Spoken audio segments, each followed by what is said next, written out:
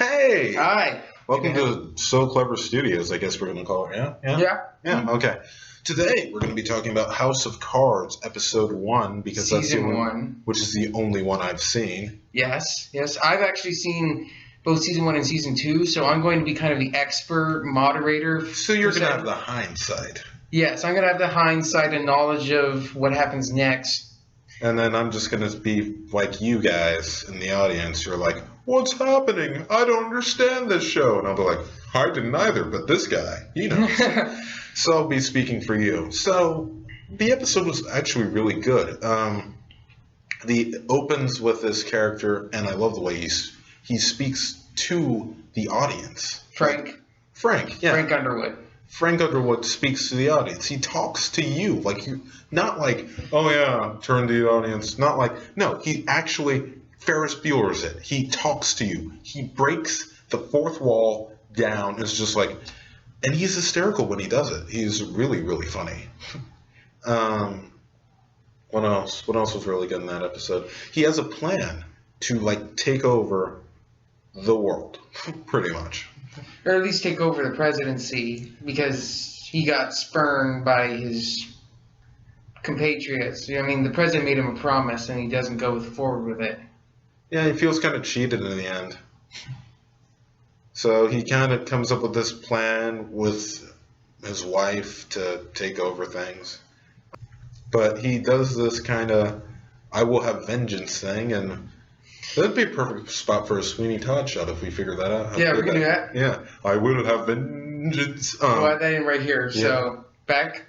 Yep. Okay, so he does this whole I will have vengeance thing, and he even says it won't be like revenge. It will be something more, because they were like, aren't you going to get your comeuppance? And he's like, no, it's something more than that. And yes, he actually speaks Southern. You guys will find in a lot of these videos, if we do make more, that I do accents and stuff on accident or just naturally. He has a really good accent. It's a really fun accent. Oh yeah, Frank is really good. Unless you're talking about me, in which case, yeah. But no. But he does this kind of interesting sort of plan. It's not really it's clear yet not clear in the first episode. They do a good job of making you understand what the aim and like what he's ultimately trying to do, but they don't explain exactly how he's going to do it. And that's the beauty of the show, is you get to slowly unravel the plan with Frank and the characters, because he's pretty much coming up with most of it throughout the season as it happens. Right. But it is really nice seeing from the beginning, he specifically says, okay, here's what our ultimate goal is, to get revenge on everyone, but also to do more than just get revenge. Right. And it also helps cement him as a hero. Or not necessarily a hero, but a pretend, more of an anti-hero who's immoral, but you still understand why he's doing it. He got cheated, so basically he becomes this kind He got of... cheated out of Secretary of State, third most powerful person in the world. So he's kind of upset about that. Yeah. Understandably so. Stuck in Congress with idiots. Yeah, so he's using those idiots to help him. And he's actually... It's fun because we get to see the villain's perspective, like the following, which we'll probably talk about after this. Sounds good to me. Yeah, so in the next video, subscribe. Yeah. Invitation right here. We'll figure that out.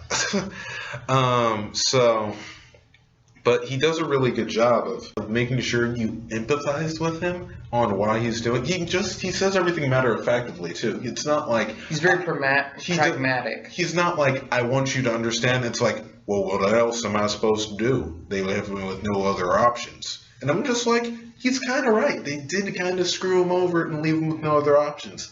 If that's the way things are going to be, that's the way he's got to play it. And so play the cards as they lie, as they say. And that kind of fits with the name, House of Cards. I don't know. Maybe that's... And speaking of cards, let's look at the other players we have. We've got Peter Russo, which is the congressman who is having relations with his secretary and winds up getting caught drunk. So you're a basic everyday politician. Yes, you're a basic everyday politician that's hidden from the media. Right. You know, the stuff that we kind of fear will happen with our politicians. and we think might actually currently happen, but And just you- gets swept under the rug, like in this case. But Like, yeah, there's even a moment in which somebody pays it off and tells him, "Well, you didn't think that handled itself, did you?" And you're like, "Oh, he owes favors."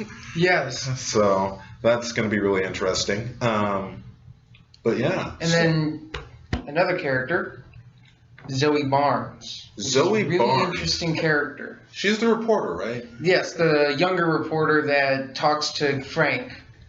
She's very interesting in the sense that she has an idea of what she wants to do, but I don't think she gets that she's part of something bigger. Yeah, she feels like a little fish trying to get into the ocean, but doesn't quite understand what's in the ocean. I feel like she gets that she's like, there's news, I have the job to report it, but there's certain things that people don't report for reasons. And that's because it would ruin the whole structure. Again, House of Cards, bloop, bloop. It makes sense on why they named it that now, because we can make like tons of House of Cards analogies with this show. It's completely sensible, and it's really interesting to see that the characters really have, and as you said when we were watching this, there aren't any stupid characters. No one's acting stupid. No one's doing anything. Even Peter Russo, the congressman, who I consider to be probably the stupidest character on the show, it's relatable. You kind of understand where he's coming from. Yeah, he's just kind of greedy. Yeah, he's greedy. He feels stressed out about his job because, you're a congressman. So you just bang a secretary and you're fine. Yeah, drink, bang a secretary, secretly bang a hooker, which was interesting. Oh. And that comes in later. So remember that there was also that hooker in the car. Oh yeah, there's a lot that goes on, and it's just the characters, like I said, were not really They're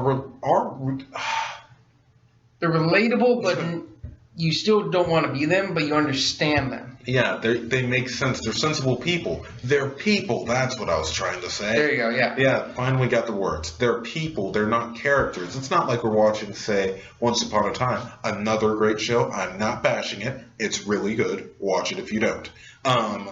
Where the characters are like really fairy tales, where there literally are fairy tales in that show, but they're very cliche at a certain point where they're like, good must conquer all. And you're like, that's not always what happens. It conquers all in the end game, but yeah.